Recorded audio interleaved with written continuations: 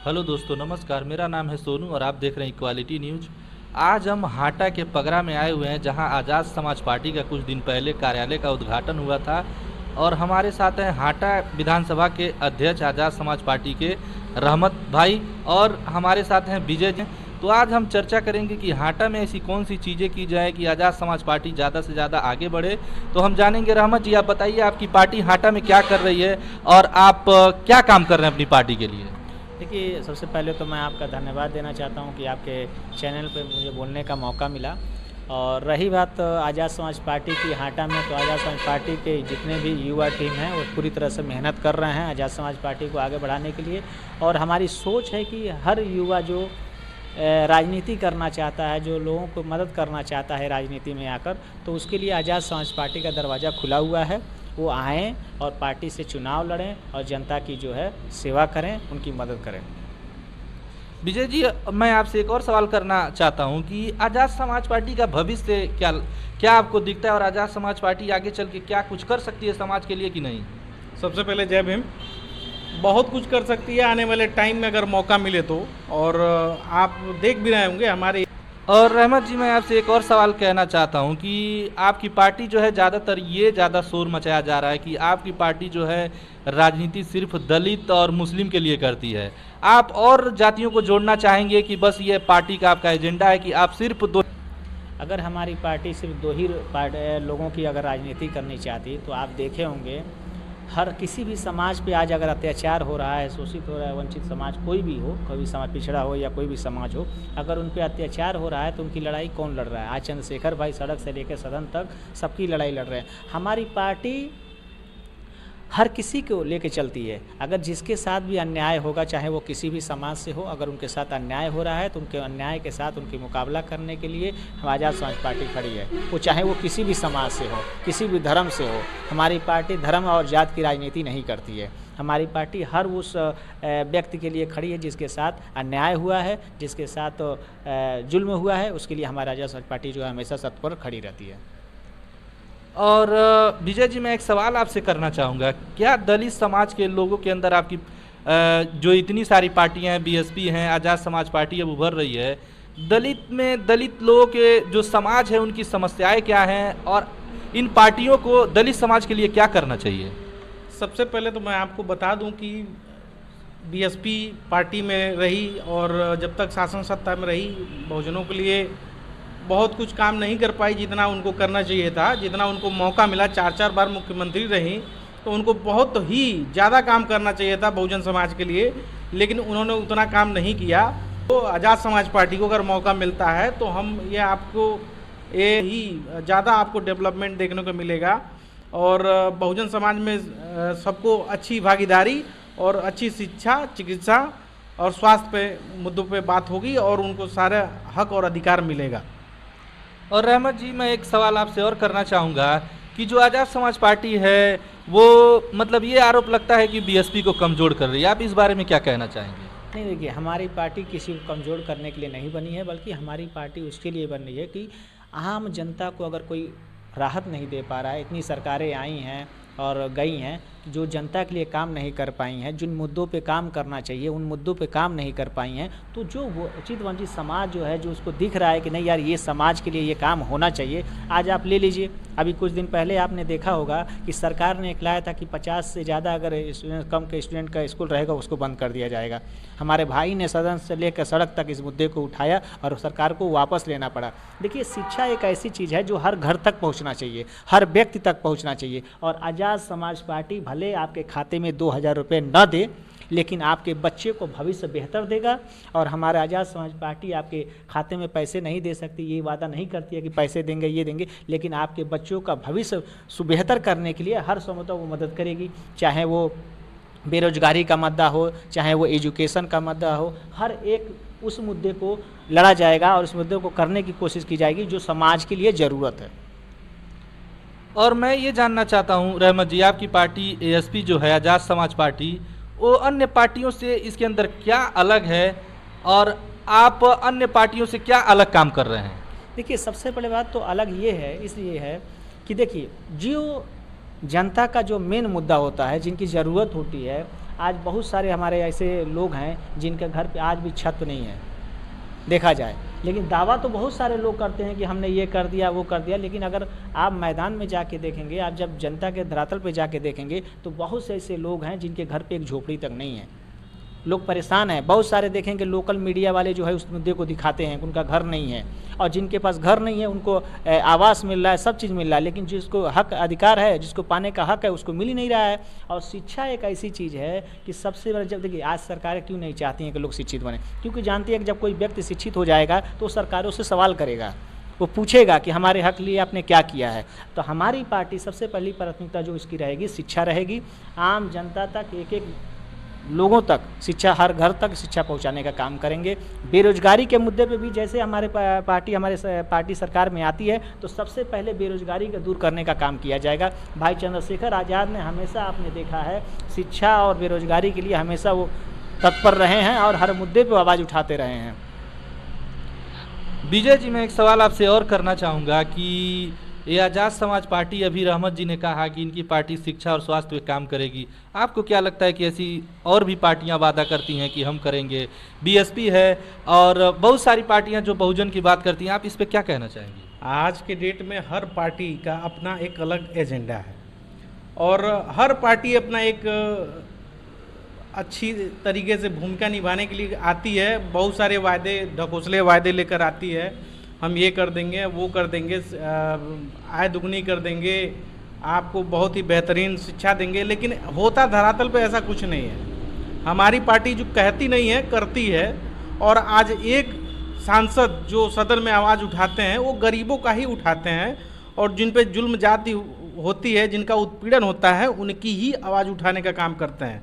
इसलिए यह जो बात कहती है वो करती है। इसका बहुत सारा उदाहरण आपको देखने को मिलेगा। भाई चंद्रशेखर आज़ाद जी ने हर, जहाँ भी शोषित पीड़ित, जहाँ भी अन्याय हुआ है, वहाँ पे सबसे पहले अगर कोई पार्टी पहुँची है तो आज़ाद समाज पार्टी पहुँची है, और उनको हक और अधिकार की लड़ाई और हक अधिकार दिलाने की लड़ाई भी आज़ाद समाज पार्टी ही करती है। अभी एक लखनऊ में बहुत बड़ा रैली हुआ था मायावती जी का, उन्होंने योगी सरकार की तारीफ की, उन्होंने कहा कि पिछली सरकारों से अच्छे योगी सरकार है। आप इस बारे में क्या कहना चाहेंगे रहमत जी? देखिए, ये तो उनकी अपना पर्सनल डिसीजन है, उस पार्टी का जो नेतृत्व होता है वो है, लेकिन हमारे समाज को, हमारे बहुजन समाज को बहुत उम्मीद थी बहन जी से।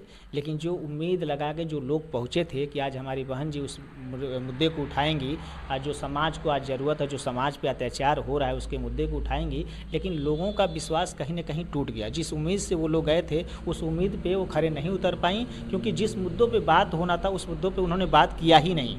और बरेली में मार दिया गया मॉब लिंचिंग करके, इन सब मुद्दों पे जनता इंतजार था कि अब हमारी बहन जी ये रैली की हैं तो शायद हो सकता है सरकार से सवाल करेंगी, लेकिन वहाँ तो उल्टा हो गया। उन्होंने सवाल करने के बजाय जो है सरकार की तारीफ कर दिया उन्होंने। विजय जी, आप इस पे क्या कहना चाहेंगे जो मायावती जी ने बयान दिया है? मैं उनके ये पर्सनल बात से मैं असहमत हूँ, क्योंकि उन्होंने इतना ज़्यादा अत्याचार, आए दिन दलित पे, मुस्लिम पे, सब पे अत्याचार हो रहा है, ओबीसी पे भी अत्याचार हो रहा है, लेकिन उस बात को न उठाते हुए वो योगी सरकार की तारीफ कर रही हैं, तो कहीं ना कहीं उनके अंदर यह डर देखा गया है। अगर डर ना होता तो इतना सब कुछ अन्याय होते हुए भी वो किसी पार्टी की तारीफ नहीं करती। अरे रख रखाव के लिए जो अंबेडकर जी की पार्क है जो लखनऊ में स्थित है, उसकी रख रखाव के लिए तो उतना पैसा सरकार को जाता ही है कि वो अपना काम करे। नहीं करती है तो उस पर वो दबाव बना सकती हैं, लेकिन तारीफ करने की कोई आवश्यकता नहीं थी, क्योंकि वो उनका मूलभूत अधिकार है। अगर पार्क है तो उसका रख रखाव सरकार की जिम्मेदारी होती है और उनको करना भी चाहिए, इसमें बहुत बड़ी बात नहीं थी। और रहमत जी, आप तो आज़ाद समाज पार्टी के हाटा विधानसभा के अध्यक्ष हैं। मैं भीम आर्मी और आज़ाद समाज पार्टी में क्या अंतर है, दोनों के बारे में आपसे जानना चाहता हूँ। देखिए, अंतर तो कुछ भी नहीं है। अगर एक समझा जाए कि जैसे एक जिस्म के दो बाजू हैं, एक दाहिना बाजू है, एक बायां बाजू, जिसको हम कह सकते हैं कि एक अंग हमारा जो एक हाथ जो है हमारा भीम आर्मी है और एक हाथ जो हमारा आज़ाद समाज पार्टी है।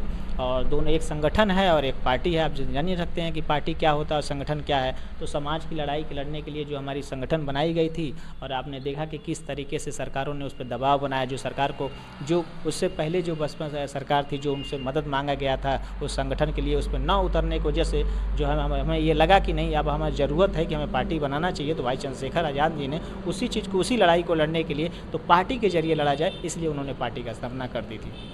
अब विजय जी, मैं आपसे ये जानना चाहता हूँ कि आज़ाद समाज पार्टी और भीम आर्मी में क्या अंतर है? अभी तो रहमत जी ने बताया, मैं आपसे भी जानना चाहता हूँ इस बारे में। बिल्कुल, बहुत बहुत ज़्यादा अंतर नहीं है, क्योंकि ये एक ही सिक्के के दोनों पहलू हैं। सबसे पहली बात। दूसरी बात ये, भीम आर्मी का आज एक नाम चलता है, पूरे वर्ल्ड में चलता है और बहुत ही धड़ल्ले से चलता है। आज कहीं शोषित, वंचित और अगर किसी दलित या मुस्लिम पे अत्याचार होता है तो सबसे पहले भीम आर्मी को याद करते हैं लोग। और भीम आर्मी को याद करते हैं तो 100 बार सोचते हैं, जो भी दोषी अपराधी होते हैं वो 100 बार सोचते हैं, अगर इस पे हम कहीं अगर करते हैं, कुछ अन्याय करते हैं, तो कहीं ना कहीं भीम आर्मी इसके पीछे खड़ी है और वो हमें ईंट सीट बजा देगी। इस वजह से बहुत सारे अपराध आपको देखने को मिला होगा कि वहाँ पे या तो अपराधी डर के भाग जाता है या तो अपराध करता ही नहीं है, क्योंकि उनके अंदर एक खौफ रहता है कि भीम आर्मी से अगर ये जुड़े लोग होंगे तो हमारी खैर नहीं है। ये बहुत बड़ा योगदान है हमारे भीम आर्मी का। और पार्टी इसलिए बनाया गया कि पार्टी अगर शासन सत्ता में रहेगी तो इतना हमको संघर्ष करने की आवश्यकता नहीं पड़ेगी। बहुत ही आसानी से हम अपने शोषित वंचित समाज को हम हक अधिकार दिलाने का काम कर सकते हैं। रहमत जी, मैं आपसे एक सवाल पूछना चाहता हूँ। हाटा विधानसभा के आप अध्यक्ष हैं। आप हाटा विधानसभा में आपके आगे की रणनीति क्या है? आप युवाओं को, बुजुर्गों को आप कैसे जोड़ेंगे? देखिए, हम तो हर समय जो है अपने युवा पीढ़ी को या हमारे बुजुर्ग जितने भी, हम सबसे चाहेंगे कि वो आएँ, आज़ाद समाज पार्टी के हाथ को मजबूत करें। और आज़ाद समाज पार्टी का दरवाज़ा खुला हुआ है। जो भी हमारे युवा साथी अगर चुनाव लड़ना चाहते हैं तो आएँ, आज़ाद समाज पार्टी को मजबूत करें और चुनाव लड़ें। और बहुत सारी, मैं एक चीज़ें और कहना चाहूँगा कि हाटा में कुछ समस्याएँ हैं, जैसे आपने खुद देखा होगा कि जैसे ले लिया जाए हाटा में सरकारी हॉस्पिटल की, आपने देखा होगा कुछ दिन पहले एक युवा के जो है सांप काटने की वजह से उसकी मृत्यु हो गई थी। यहाँ पे वहाँ इंजेक्शन ना अवेलेबल होने की वजह से उसे मौत हो गई थी। तो इस तरह देखा जाए तो हमारे सरकारी हॉस्पिटल में अगर रात को किसी को कोई इमरजेंसी हो जाए और जाए तो तुरंत जो है रिफ़र कर दिया जाता है। हमारे हाटा विधानसभा जो क्षेत्र है वो हॉस्पिटलाइजेशन में बहुत पीछे है। अगर देखा जाए या तो कसियाँ भागना पड़ता है, या तो जिले में भागना पड़ता है, या तो गोरखपुर भागना पड़ता है। अगर कुछ ऐसी इमरजेंसी हो जाए जो गरीब परिवार हो और वो नहीं जा सकता, अफोर्ड नहीं कर सकता है गोरखपुर के हॉस्पिटलों को, तो वो कैसे हाटा के हॉस्पिटलों का अफोर्ड करेगा? और हॉस्पिटल हाटा में कोई ऐसी बेहतरीन हॉस्पिटल नहीं है, ना वो प्राइवेट सेक्टर में और ना गवर्नमेंट सेक्टर में। आप देख सकते हैं कि हाटा की सरकारी हॉस्पिटल की क्या स्थिति है। कोई इमरजेंसी में जाए तुरंत रिफ़र कर दिया जाता है। तो आप इससे लगा सकते हैं कि हाटा का विकास की बहुत ज़रूरत है और हाटा में विकास नहीं है। मैं चाहूँगा कि ऐसे युवा आएँ और आज़ाद समाज पार्टी को मजबूत करें, और आज़ाद समाज पार्टी उनको प्लेटफॉर्म देती है कि वो आगे की राजनीति करें और आएँ खुले तौर। मैं आज खुद कह रहा हूँ, हाटा के विधानसभा अध्यक्ष होने के नाते मैं कह रहा हूँ, हाटा विधानसभा के हर युवा को मैं कहता हूँ कि आप आइए, आज़ाद समाज पार्टी को मजबूत करिए और आप टिकट लीजिए और आज़ाद समाज पार्टी के जरिए हाटा के हर विकास काम करने का मदद करिए। अगर मान लीजिए आप किसी को अगर टिकट लेना हो आज़ाद समाज पार्टी से, तो आपसे वो संपर्क कैसे करेंगे? जी बिल्कुल कर सकते हैं। हमारे कार्यालय पे आ सकते हैं, पगरा में जो कार्यालय खुला हुआ है यहाँ आ सकते हैं। सोशल मीडिया के जरिए कर सकते हैं, हमारा कॉन्टैक्ट नंबर है उससे कर सकते हैं, कहीं ना कहीं किसी न किसी के जरिए कर सकते हैं। हम तो कहेंगे आएँ, जब सभी वो लोग आएँ जो राजनीति में इच्छा रखते हैं वो आएँ, मेहनत करें और समाज की लड़ाई प्लेटफॉर्म पे लड़ें। हम तो पूरी दरवाज़ा खुले हुए, आज़ाद समाज पार्टी की दरवाज़ा खुली हुई है। आप जिस विषय पे चुनाव लड़ना चाहते हैं, जिला पंचायती का लड़ना चाहते हैं, जिस क्षेत्र से लड़ना चाहते हैं, आप आइए, मेहनत करिए, समाज के मुद्दों को उठाइए और उनके मुद्दों पर आप राजनीति करके उनके हर समय मदद करने की कोशिश करिए। और रहमत जी, आपसे मैं एक और सवाल करना चाहूँगा कि आपको हाटा की सबसे बड़ी दिक्कत क्या है और हाटा में क्या क्या और चीज़ें होनी चाहिए और लोगों की समस्याएँ क्या हैं, आप इसके बारे में कुछ बताइए। दिक्कतें तो बहुत हैं, लेकिन आप आए दिन आप देख रहे होंगे महाराणा प्रताप चौक है, आए दिन वहाँ पे एक्सीडेंट होते जा रहा है।